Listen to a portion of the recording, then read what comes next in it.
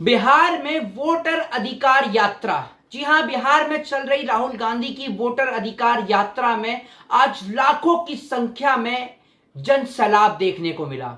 और यह जन सैलाब इसलिए देखने को मिला क्योंकि अब राहुल और तेजस्वी यादव का साथ देने के लिए यूपी का शेर आ चुका है। जी हां, वो यूपी का शेर जिसने अकेले ने भाजपा को उत्तर प्रदेश में ढेर कर रखा है। जी हां, जहां लोकसभा की 80 सीटें आती हैं, वहां विपक्ष की अकेले भूमिका निभाने वाले अखिलेश यादव ने भारतीय जनता पार्टी को पूरी तरीके से निस्तो नाबूद कर रखा है। दिल्ली में बैरिकेड पे चढ़ना हो या फिर सदन में सरकार को घेरना हो, अखिलेश यादव हर जगह आगे खड़े हुए आपको नजर आएंगे। और जिस तरीके से बेबाकी के साथ विपक्ष की भूमिका निभाते हुए अखिलेश यादव आपको उत्तर प्रदेश में और दिल्ली के सदन में दहाड़ते नजर आते हैं, ठीक उसी तरीके से आज अखिलेश यादव बिहार की सरजमी से दहाड़े।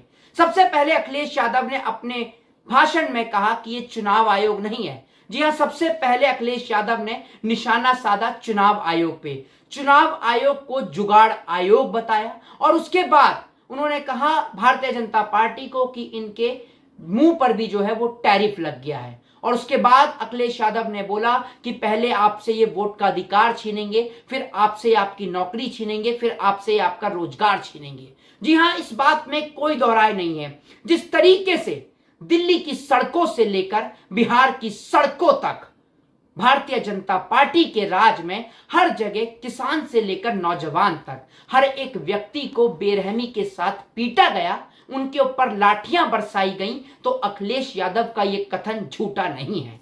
और जिस तरीके से अब राहुल गांधी और तेजस्वी यादव का साथ देने के लिए अखिलेश यादव मंच पर चढ़े और मंच पर चढ़ते ही बिहार की जनता का हौसला और 10 गुना बढ़ गया। जैसे ही अखिलेश यादव का नाम मंच पर लिया गया, कार्यकर्ताओं ने चिल्लाना शुरू कर दिया, जनता ने हल्ला मचाना शुरू कर दिया। जी हां, अखिलेश यादव जब वहां बिहार की मंच से दहाड़े तो उन्होंने बोला कि हमने अवध से हराया है, आप मगध से हराइए, हमने अवध से भगाया है, आप मगध से भगाइए। यानी अखिलेश यादव ने दिखा दिया कि वो महागठबंधन के साथ पूरी तरीके से खड़े हुए हैं। और जिस तरीके से पब्लिक में, जनता में वो जुनून, वो हौसला था, जिस हौसले के साथ नीचे खड़ी जनता अपने नेता को देख रही थी, अपने नेता को सुन रही थी, अखिलेश यादव की उस दहाड़ ने बता दिया कि बिहार के बाद उत्तर प्रदेश के अंदर भी परिवर्तन अब नजदीक है।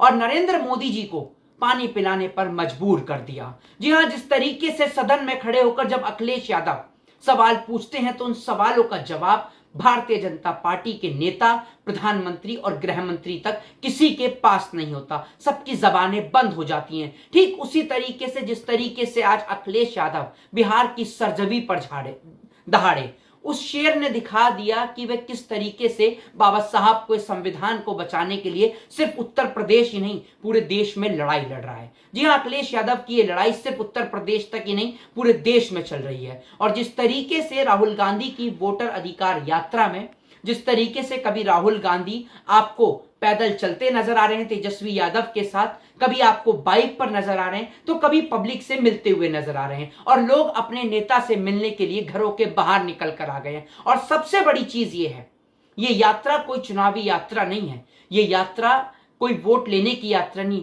ये यात्रा लोकतंत्र का सबसे बड़ा अधिकार, डेमोक्रेसी का सबसे बड़ा राइट, जी हां, वोट डालने का अधिकार, जिस वोट डालने के अधिकार को आज हमसे छीना जा रहा है, उस अधिकार को बचाने की लड़ाई है। जिस अधिकार को बचाने की लड़ाई में सिर्फ उत्तर प्रदेश, दिल्ली और बिहार ही नहीं, आज पूरा भारत जुट चुका है। पूरे भारत से तमाम तरीके की प्रतिक्रिया आ रही हैं, लोग सोशल मीडिया पर अपनी अपनी बात को लिख रहे हैं, ट्विटर से लेकर फेसबुक से लेकर इंस्टाग्राम तक हर जगह भारतीय जनता पार्टी को घेरा जा रहा है। और जब भी सरकार से कोई सवाल पूछा जाता है या जब भी देश पर कोई भी खतरा आता है, एक बहुत फेमस डायलॉग है, बल्लू तुम्हारी जेल से फरार। जी हां, जब भी देश पर कोई भी बात आती है, कोई भी आपदा आती है या सरकार से सवाल करे जाते हैं, तो मोदी जी देश से फरार नजर आते हैं। इस वक्त पे नरेंद्र मोदी जी जापान के दौरे पर हैं और जापान के दौरे पर भी नरेंद्र मोदी जी की बहुत बड़ी किरकिरी हुई। वहां अंधभक्त जो है वो मोदी जी को अपना बड़ा बाप कहते हुए नजर आते हैं। जी हां, बहुत सारे लोगों ने इस वीडियो को सोशल मीडिया पर देखा भी होगा और उसके बाद वो महिला ये भी कहती है कि अगर हम जापान में सुरक्षित हैं तो नरेंद्र मोदी जी की वजह से, और वो महिला खुद 8 साल से जापान में रह रही है। यानी उस वक्त पे वहां सरकार जो थी वो सरकार थी प्रधानमंत्री नरेंद्र मोदी जी की। तो उनसे ये पहला सवाल कि वो इंडिया को छोड़कर क्यों गई। और मोदी जी के राज में आपने देखा कि कश्मीर में क्या घटना हुई, महिलाओं के साथ क्या घटना हुई। मोदी जी भारत को तो संभाल नहीं पा रहे तो जापान को कहां से संभालेंगे। बहरहाल हम मुद्दे पे थे अखिलेश यादव के, तेजस्वी यादव के और राहुल गांधी के। बिहार की सरजमी पर अखिलेश यादव को देखकर बिहार के लोगों ने अपना आपा खो दिया। बिहार के लोग घरों से निकलकर लोग अखिलेश यादव की एक झलक को देखने के लिए बिहार के आरा में आ गए।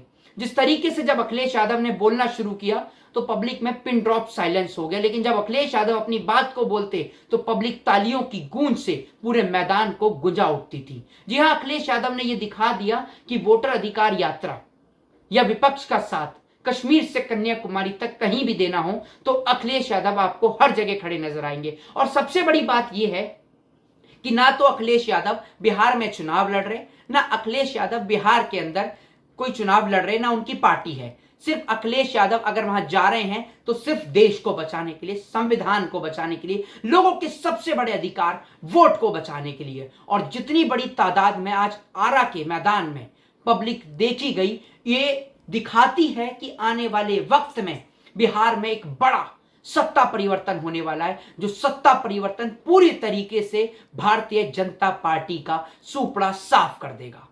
जो पिछली बार सुपड़ा हाफ रह गया था, इस बार पूरा साफ हो जाएगा। जी हां, कहने का मतलब ये कि जहां पिछली बार भारतीय जनता पार्टी कुछ सीटें लेकर आ गई थी या नीतीश कुमार कुछ सीटें लेकर आ गए थे, वो अब की बार पूरी तरीके से साफ हो जाएगी। उसके बाद अखिलेश यादव ने एक बात और कही। अखिलेश यादव ने क्या बात कही वो मैं आपको अपने तरीके से बताऊंगा कि ऐसा कोई सगा नहीं जिसको भाजपा ने ठगा नहीं। जी, अखिलेश यादव का साफ तौर पर कहना था कि जो इनके साथ गया उसको इन्होंने खत्म कर दिया।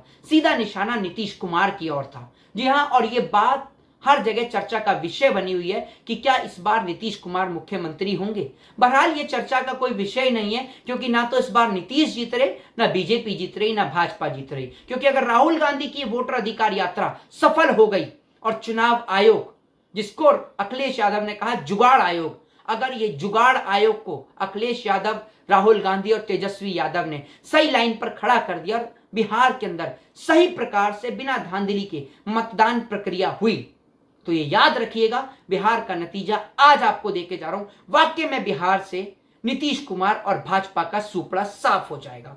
क्योंकि आज से कुछ दिन पहले आपने बिहार की एक तस्वीर देखी होगी, जिस तस्वीर में नीतीश कुमार के एक नेता को पब्लिक दौड़ाने का काम करती है, उनके ऊपर पथराव की भी करती है, जिस पथराव में नीतीश कुमार के जो पार्टी के जो नेता हैं उनके सुरक्षाकर्मी को चोट भी आ जाती है। तो जिस तरीके से आज बिहार की धरती से बिहार के लोग नीतीश कुमार और भाजपा के लोगों को खदेड़ने का काम कर रहे हैं, यह साफ तौर पे दिखाता है कि बिहार में सत्ता परिवर्तन नजदीक है। आप लोगों की क्या राय है, क्या प्रतिक्रिया है? और अगर आप इस वीडियो को बिहार से देख रहे हैं तो बिहार के किस राज्य से देख रहे हैं, माफ कीजिएगा, बिहार के कौन से जिले से देख रहे हैं, ये मुझे कमेंट बॉक्स में जरूर बताएं और अपनी राय, अपनी प्रतिक्रिया जरूर दें और इस वीडियो को ज्यादा से ज्यादा शेयर करें। जय हिंद, जय संविधान।